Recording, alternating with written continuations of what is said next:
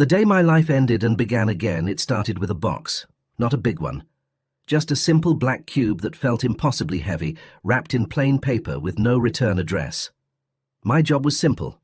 I was a courier, an anonymous link in a chain. I took things from A to B, but this delivery felt different from the second I scanned the manifest. The destination wasn't a corporate tower or a suburban home. It was just a string of coordinates leading to a place that didn't officially exist. An estate so vast, it was its own ecosystem, tucked into a valley carved out of a private mountain range. This was the home of Alistair Finch, a man who hadn't been seen in public for 20 years, a ghost who moved markets, toppled industries, and shaped the world from a fortress of solitude. The instructions were precise, almost paranoid. Arrive at precisely 3:33 p.m. Do not approach the main gate. Follow the service road for 7.2 miles. A secondary access point will open. Do not speak to anyone you may see. Do not deviate from the paved path. Your vehicle is being monitored. I remember thinking it was all a bit much, a theatrical display of power. I was just a guy in a beat-up van with 100,000 miles on the engine and a debt that felt just as heavy. What kind of threat could I possibly be? The first sign that this was something else entirely was the silence. After I passed the secondary gate, a slab of what looked like raw granite that just slid into the mountainside, the world went quiet. No birds, no wind in the unnaturally still trees, just the low hum of my engine and the crunch of gravel under the tires. The road twisted through ancient forests, past manicured lawns that seemed to stretch on forever, all under the watchful, unblinking eyes of security cameras that were somehow both hidden and obvious. They were designed to be seen, to be felt. The house, when I finally saw it, wasn't a house. It was a geological event, a structure of black glass and dark metal that seemed to grow right out of the mountain, swallowing the light. It was less like architecture and more like a monument to absence, a void given form. As instructed, I drove to a small, unmarked service door at the back of the colossal structure. Just a single, plain door of brushed steel, a tiny punctuation mark at the end of a long, intimidating sentence. I checked my watch. 3:32 p.m. I got out, the unnerving silence of the place pressing in on me, holding the dense black box in my hands. The air was cold, still. I stood before the door, waiting. The seconds ticked by. 3:32 and 58 seconds. 59. At precisely 3:33 p.m., a soft hiss cut the air, and the steel door clicked open, swinging inward into perfect darkness. No one was there. My instructions ended here. I was supposed to deliver the package, but to who? I peered into the blackness, and it was like staring into a well. A cold, sterile draft washed over me, carrying a scent I couldn't quite place. Ozone and dry, ancient paper. A soft, chime-like sound echoed from deep inside. It wasn't a voice, but it was an invitation. I hesitated for only a moment. Every instinct was screaming at me to get back in my van and drive away. But the debt, the eviction notice on my door, the quiet desperation that had become the soundtrack to my life, it all pushed me forward. I took a single step over the threshold, and the heavy door hissed shut behind me, plunging me into absolute darkness and sealing my fate. For a moment there was nothing, just the sound of my own breathing, loud and ragged in the void.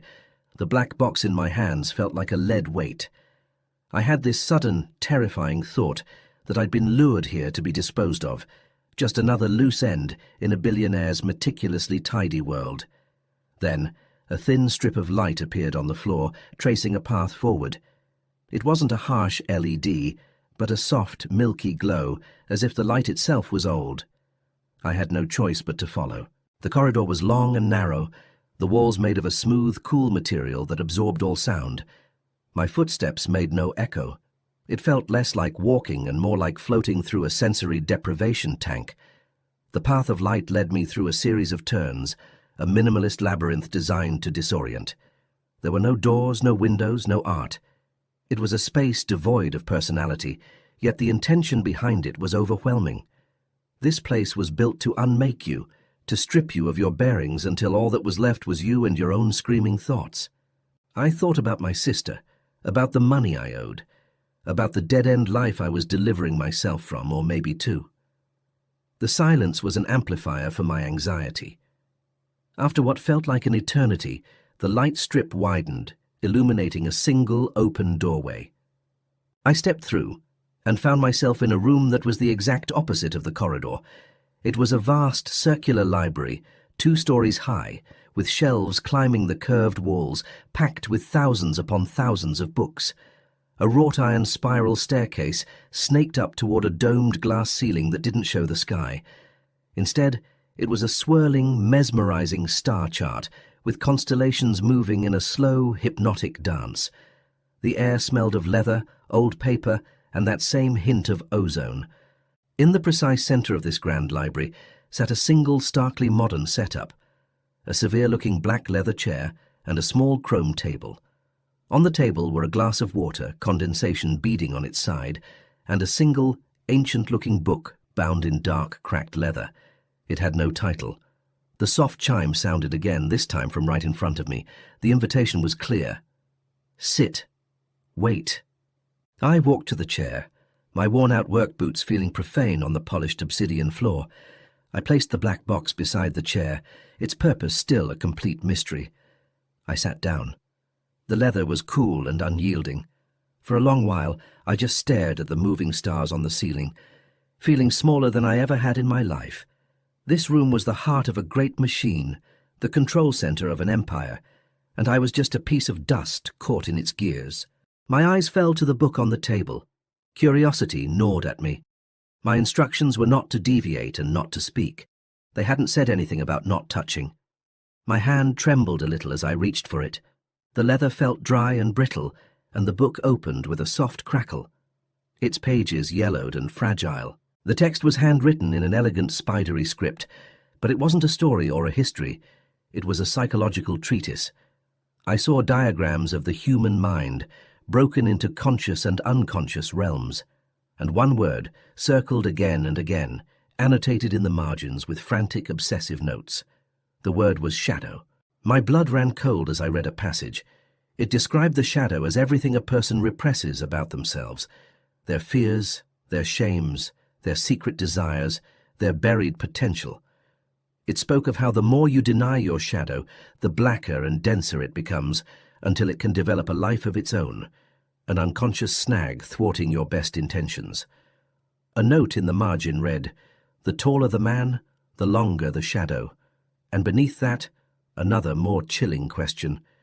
What happens when the shadow grows longer than the man? I slammed the book shut, a sudden primal fear gripping me. This wasn't a library, it was a vivisection table for a man's soul, Alistair Finch's soul. The silence of the room was no longer empty. It was watchful, and I had the distinct, chilling sensation that I was no longer alone. I didn't hear him enter, no sound of a door, no footsteps on the obsidian floor. One moment, the library was empty, save for me.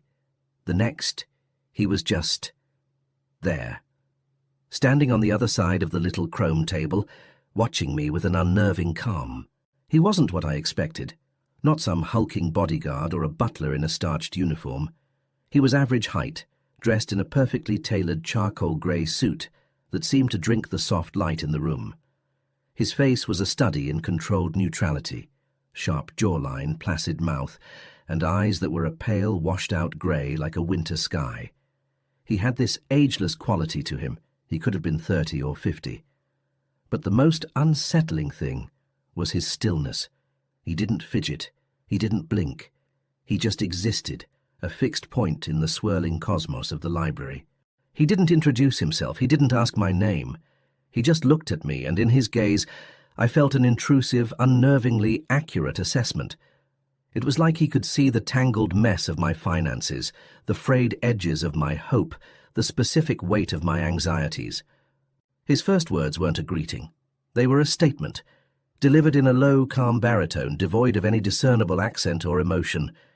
"You took the scenic route from the city, the one with the tolls. You believe it's faster. It isn't. You've wasted 7 minutes and 42 seconds every day for the last 3 years." I was speechless. My heart hammered against my ribs. It was such a mundane, specific detail of my life. A tiny, foolish habit I'd never mentioned to anyone. How could he possibly know that? "We know a great deal about you," he continued, as if sensing my question. He gestured vaguely toward the star-filled dome. "Mr. Finch is a collector of information. He finds patterns in the noise. Most people are noise, predictable, chaotic noise. But your pattern is different. You consistently choose the path of most resistance. You carry burdens that aren't your own. You're drawn to impossible tasks." He leaned forward slightly, his pale eyes boring into me.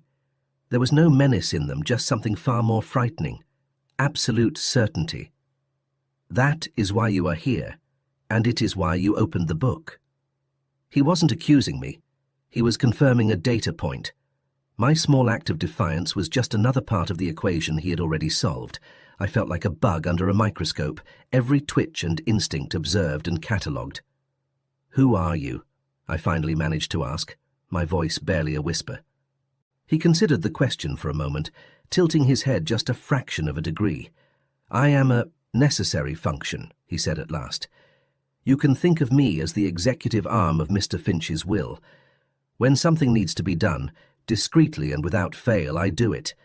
Mr. Finch builds the engines of the world. I make sure the ghosts in the machine behave." He glanced down at the book on the table between us. "You've been reading about ghosts, haven't you?" A shiver traced its way down my spine. The conversation felt like a dream, its logic surreal and terrifyingly coherent. This man, this function, spoke of people as noise and psychology as mechanics. "I don't understand," I stammered, which was the most honest thing I had ever said.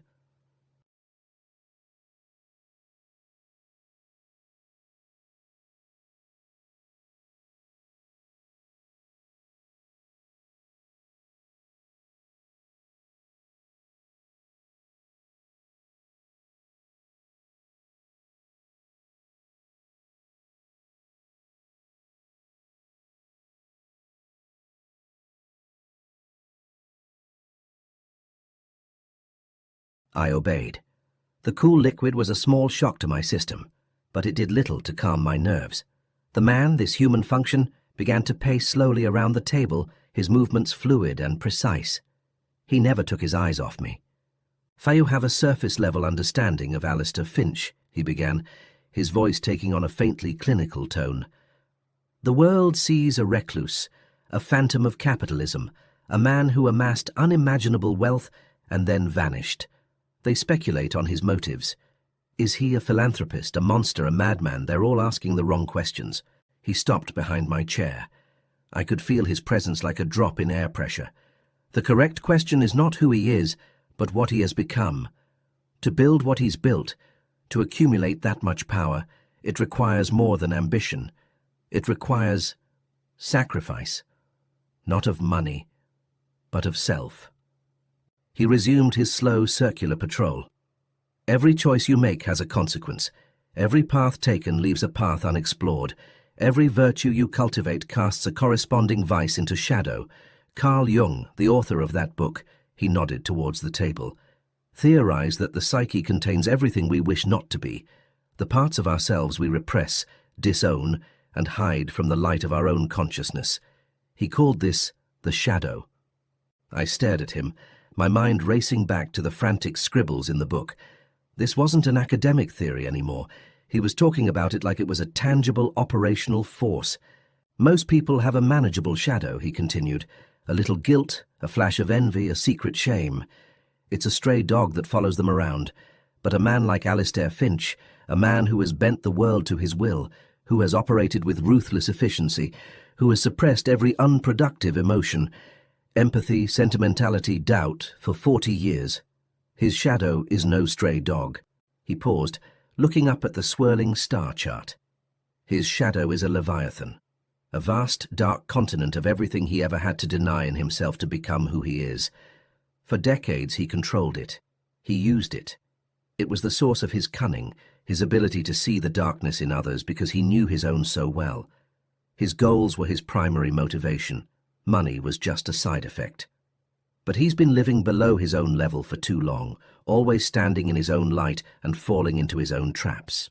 He brought his gaze back to me, and for the first time I saw a flicker of something in his eyes. It wasn't emotion. It was concern. The way an engineer might regard a complex machine showing signs of critical failure. "The system is becoming unstable," he said. "The Leviathan is stirring. The shadow is no longer just a part of his unconscious. It's starting to exert its own influence, to possess him. We see it in small ways. Uncharacteristic paranoia, erratic decisions that are corrected at great cost. A growing isolation that is no longer strategic, but pathological. He's becoming a prisoner in the fortress he built, and the jailer is himself, the part of himself he has spent a lifetime refusing to be. Everyone carries a shadow, and the less it is embodied in an individual's conscious life, the blacker and denser it is." I finally found my voice. "What does this have to do with me?" The man smiled, a thin, bloodless stretching of his lips that was more unsettling than his usual placid expression. "The system requires balance. When a component fails, you have two options. You can try to repair it, or you can introduce a counterbalance. Mr. Finch's attempts at repair, therapy, meditation have failed. The shadow is too integrated, too powerful. So, we're moving to the second option." He stopped directly in front of me again, his presence absolute. "The shadow is the sum of all that is repressed, but we don't just repress the negative. Jung also wrote of the golden shadow, the positive potential that is also cast aside. Creativity, spontaneity, compassion, connection, all the things Mr. Finch deemed inefficient liabilities in his climb to the top. These positive traits are also part of the Leviathan, and they are fighting to get out." He leaned in, his voice dropping to an intense conspiratorial whisper. "Mr. Finch can't act on these impulses himself. To do so would contradict the very persona that holds his empire together. It would shatter the conscious ego that keeps the darker parts of the shadow in check. But the pressure is building.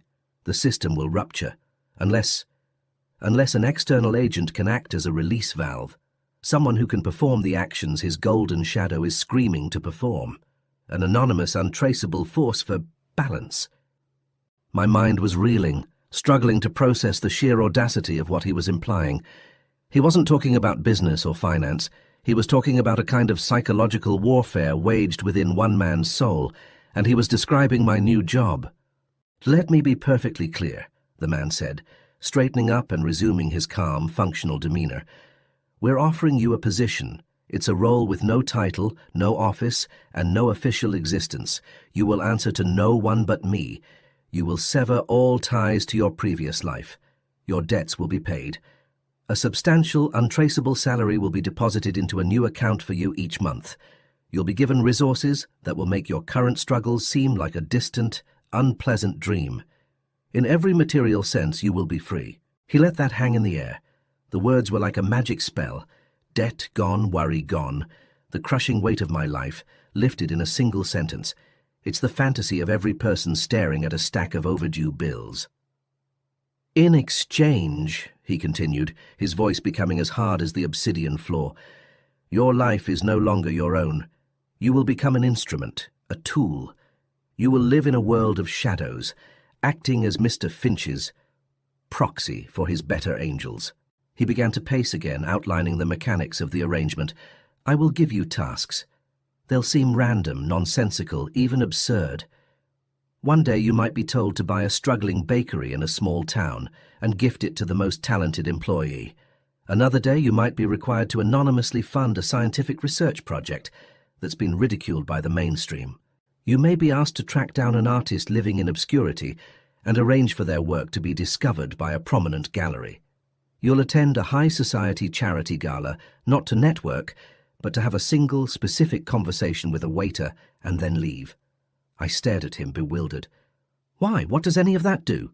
"Each task," he explained patiently, "is an act of a specific positive quality that Mr. Finch has repressed, an act of spontaneous generosity, an investment in forgotten potential, an appreciation for art, a moment of human connection without agenda. You will be physically carrying out the impulses of his golden shadow. Each act is a small release of pressure from the psychic boiler, a counterweight on the scales set against his darker side, the paranoia, the ruthlessness, the isolation. You won't be fixing him. You'll be managing him. From the outside. You'll be the living embodiment of the man he could have been. This was the terrifying part. It was madness. It was like being asked to become a ghost haunting a man's life in reverse, planting seeds of good instead of dread. And the implications were chilling. You will operate in complete anonymity, he said, his gaze sharp. You can never take credit. You can never reveal your purpose. You can never form attachments. To the world, these acts must appear as serendipity, as strokes of luck, as miracles. If your actions are ever traced back to Mr. Finch, the entire structure, both his psychic balance and his financial empire, could collapse. Your discretion isn't a request. It's the absolute foundation of this arrangement. The consequences for failure are severe. He didn't need to elaborate. I got it. In a world of untraceable funds and non-existent people, making someone disappear would be a simple line item on a budget. I'd be a ghost, and ghosts who draw attention to themselves get exorcised. And yet, how could I refuse? He had diagnosed my life as accurately as he had diagnosed Alistair Finch's. I was drowning. My life was a series of pointless deliveries, moving boxes from one place to another, with no purpose other than to barely stay afloat. He was offering me a purpose, a strange, terrifying, morally ambiguous purpose, but a purpose nonetheless. And he was offering me a fortune to do it. He saw the war in my eyes, the fear fighting with desperate, clawing hope, the desire to run versus the soul-crushing reality of what I'd be running back to. Most people live lives of quiet desperation, he said, his voice softening almost imperceptibly. They follow the rules. They dream of a different life, but are too afraid to take the first step. You weren't chosen at random. You're a person who, on some level, understands the weight of a shadow. Your own life is a testament to it. This isn't just a job. It is an alignment. A chance to do something that matters, even if no one ever knows it was you.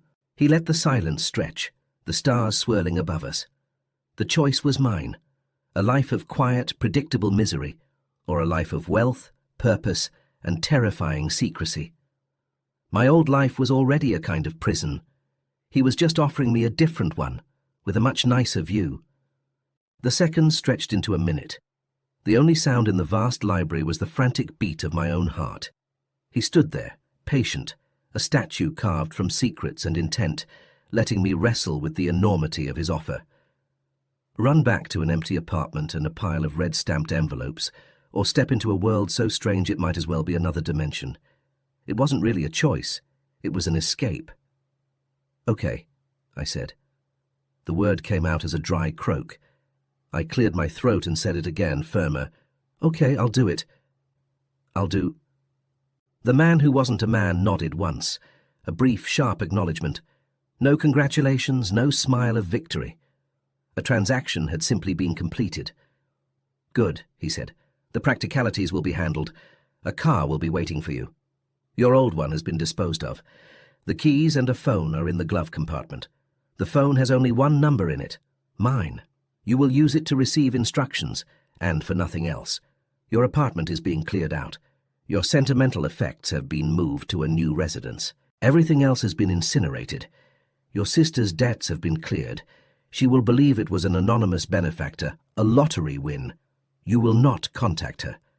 From this moment on, the person you were no longer exists. Each sentence was a nail in the coffin of my old life, brutally efficient. I was being erased and reborn in the space of a single breath. He reached into his suit and produced a thin black credit card. It had no name, no numbers, just a silver chip. This is your primary tool, he said, placing it on the table. The line of credit is, for all practical purposes, unlimited, but every transaction is monitored. It is for operational expenses only. Any personal use, anything that creates a pattern or draws attention to you as an individual, will be a breach of contract. He gestured to the black box I had carried in. You can leave that. Its purpose was to ensure you arrived with something of perceived value, making you a credible courier. Its contents are irrelevant. I looked from the meaningless box to the terrifyingly powerful credit card. My entire world had been inverted. Your first task, he said, his voice pulling my attention back. "A simple diagnostic, a test of your ability to follow instructions precisely." He paused, his pale eyes locking onto mine. "There is a small independent bookstore in the city on the corner of Elm and Ninth. The last page. It's 3 months behind on rent and will close at the end of the week. You will go there now. You will not speak to the owner. Go to the children's section in the back. On the bottom shelf you'll find a worn copy of The Little Prince. It's a first edition printing from 1943. Take it to the counter. Purchase it with the card. The price will be significant. Say nothing. Once the transaction is complete, you will leave the book on the counter and walk out. Do not look back." I stared at him. Of all the things I expected, this wasn't it. It was so simple, so gentle. "That's it?" I asked. "That is it," he confirmed. "An act of anonymous, inexplicable grace. The owner will be saved from ruin by a ghost who buys a priceless book and leaves it behind. The golden shadow will have acted. The system will register a positive data point. Do you understand?" I nodded slowly, my head spinning. "Good." He turned to leave, his movement as silent as his arrival. He was halfway to an unseen exit when he stopped and turned back, a final thought occurring to him. "One last piece of advice," he said, his tone flat but the words carrying immense weight. "From this day forward you have no name. You're a shadow. And the most important thing for a shadow to remember is this: do not, under any circumstances, allow yourself to develop a shadow of your own." And then he was gone. He didn't walk through a door, he simply receded into the darkness of a corridor I hadn't noticed and vanished. I was alone again in the heart of the machine, with a billionaire's credit card, a ghost's instructions and that chilling final warning echoing in the silence. That was just the beginning. The first step into a world governed by rules I was only just starting to comprehend. A world of psychological warfare fought with acts of kindness and unlimited cash. What happened when I walked into that bookstore, and the tasks that came after, pulled me deeper into the labyrinth of Alistair Finch's soul than I could ever have imagined. If you want to hear what happened next, and how I began my new life as a billionaire's shadow, stick around. The story only gets stranger from here, stranger. I walked out of that estate and left my old life behind. The plain steel door closed behind me with a final, definitive hiss. The beat-up van was gone. In its place was a sleek, dark sedan, the kind of car that's intentionally forgettable. The keys were in the glove box next to the featureless black phone. As I drove away from the silent, imposing fortress, the world outside looked different. The colors seemed sharper, the people on the street more vibrant. I was separate from them now, a ghost looking in from the other side of the glass. In my pocket, the weight of that black credit card was a constant, terrifying reminder of the deal I had made. We all have shadows. They're made of our regrets, our fears, the lives we didn't live. Most of us spend our lives trying to outrun them. I was about to be paid an obscene amount of money, to not just face one, but to dance with it, to cultivate it. I was about to become the benevolent ghost in one man's machine, and I was utterly, profoundly terrified that I was going to like it. My journey into the darkness and the light had just begun. Stay curious, and be very careful what packages you agree to deliver.